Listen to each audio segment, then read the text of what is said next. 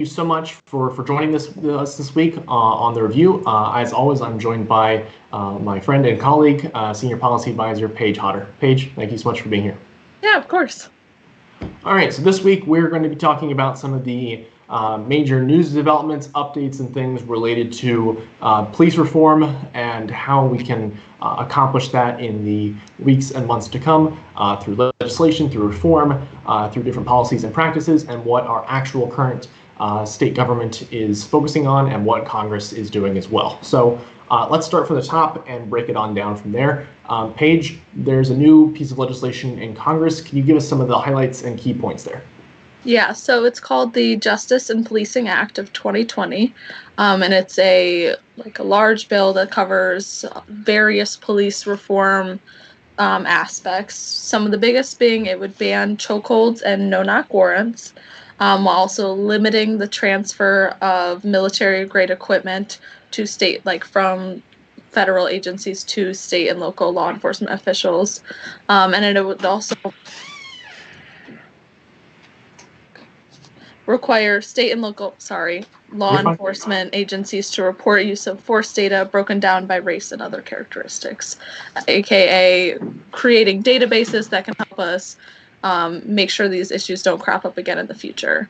That is a point that I think we've seen. Obviously, there's a lot of reforms that need to be made, but we also don't have a lot of data to back these things up or to see if these things are working. And so if we're going to be able to make sure these changes are meaningful and lasting, then we have to be able to record the change and see the change. So that's the biggest. And then the second big part is that it would impact the way that police misconduct cases are carried out, including eliminating the qualified immunity doctrine that helps to shield police officers and their use of force, and then also changing the way that a community member would have to prove that a police officer acted recklessly now under this new bill instead of willfully, which would be obviously willfully is far more difficult to prove. Yeah. Let's touch on a couple points there. So we've got the fact that we have data on some types of police reforms, mainly a lot of things related to changing quote unquote police culture, of ways that are supposed to bind police closer to the communities in which they're working and operating in, and to change that overall culture. There have been not a ton of positive results around some of those reforms.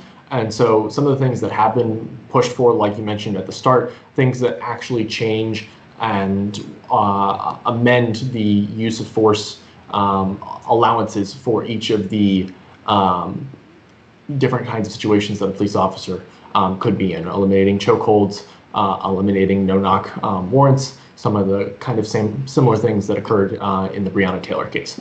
And so those are good from the start. Those are things that can limit actions in the future. But we've also got this qualified immunity point. And this is when, say, we'd like to pursue justice and to seek justice for an action committed by a police officer that is criminal in some nature, and we're not able to. Can you kind of explain what that immunity standard does and why it's so important that we remove it? Yeah, so it would, the doctrine shields law enforcement officials from outside lawsuits. So essentially making it very difficult for if the internal police misconduct system, as we've seen many times, fails to enact some sort of punishment, but the qualified immunity doctrine makes it very difficult from the outside to say, hey, that wasn't right. We need to do something about that, essentially. So removing that would make it a lot easier to prosecute police officers for their misconduct. Sure. Civil suits and things all on. So those are some of the federal reforms of what we're looking at. There hasn't been any large reform package that has been received any kind of majority support in the Ohio State House so far. We've seen some fantastic work being done by the House Democratic Caucus to passed language that declares racism as a public health issue, which it is. It's a crisis in that regard, whether it's from African American mothers and the higher infant mortality rates that they endure because solely due to the physical effects of racism or their interactions with the police. And so that's a critical starting point. But there are some other things of which we've seen in the last week that give pause for, at the very least, of what our state government is actually focusing on and what they're really working towards. So talk a little bit about what the Attorney General did in the last few weeks. Yeah, so, and obviously we're not calling anyone out. This is sadly an unfortunate coincidence, but in the last few weeks, the Attorney General eliminated 27 employees who were employed by the state to train law enforcement officials. And obviously, we don't believe this was a reaction to any of the circumstances. It was an unfortunate coincidence, but I think the main point for me is that it shouldn't take a tragedy for us to recognize that police officers need adequate training. Obviously, in recent events, we've seen that they need likely way more training than they are receiving, but I think it is critical that we recognize that no way should cutbacks be happening in the training department.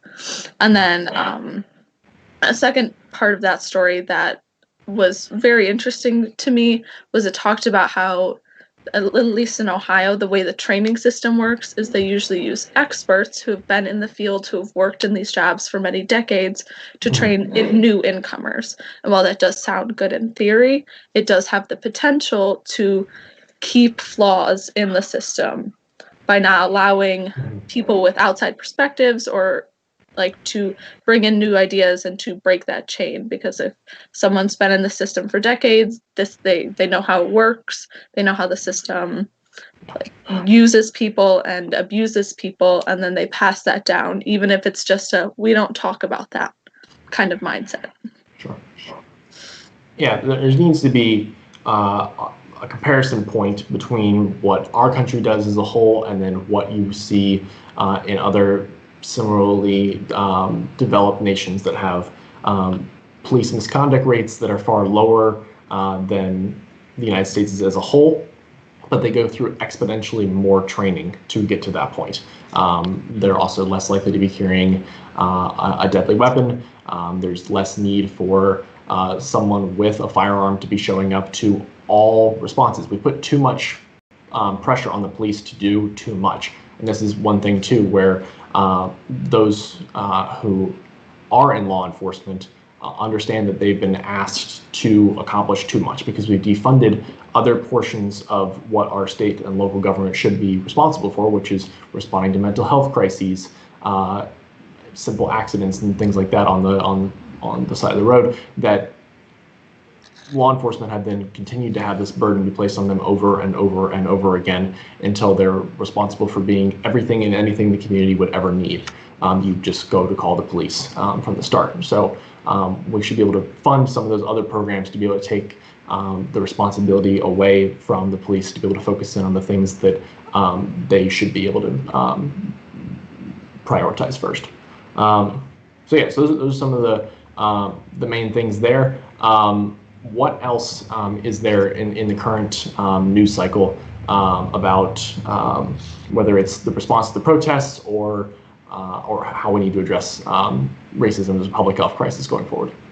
Yeah, so another big story was we saw lots of protests in our urban centers, Cincinnati specifically, and as a result of the protests, and then also as we've seen protests getting out of hand, people taking advantage of said protests to commit violent acts, we saw a curfew instituted to manage this and to make sure things stay in line.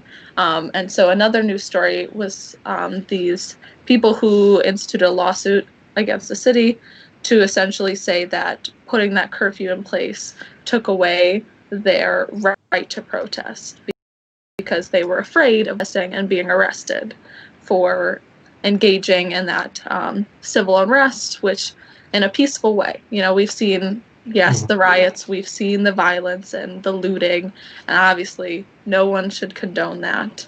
But the peaceful protests have been pushed to the wayside, and the emphasis has been put on these people, this minority of people who is taking advantage of a large movement, and we shouldn't let them hijack that and take away from it. And so I thought it was a very important acknowledgement that people should be able to protest and that these curfews are limiting their ability to do that safely. Yeah, we've seen the protests not just start in some of America's largest cities, but they've gone outwards as well. We talked to one of the organizers of the Lebanon protest on Monday. We have another one in Mason coming up on Saturday, and even small places like Carlisle, Ohio, which is not somewhere that is known for large-scale protests of any kind, had about 50 people show up to theirs, a town of about 2,000, which is an incredible turnout for that level. It shows you the overall response and the purposeful and righteous anger that we all feel about these murders, and how we need to continue as a larger public to respond to them. And so we don't want the acts of a small few, some of whom are not even related to the movement itself, to overshadow the purpose and the message, and we can't allow that to be taken away in the media's attention, etc. So yeah, I think that covers everything that we've got for this week so far. Again, Paige, thank you so much for being with us, and I look forward to speaking with you next week. Happy to be here.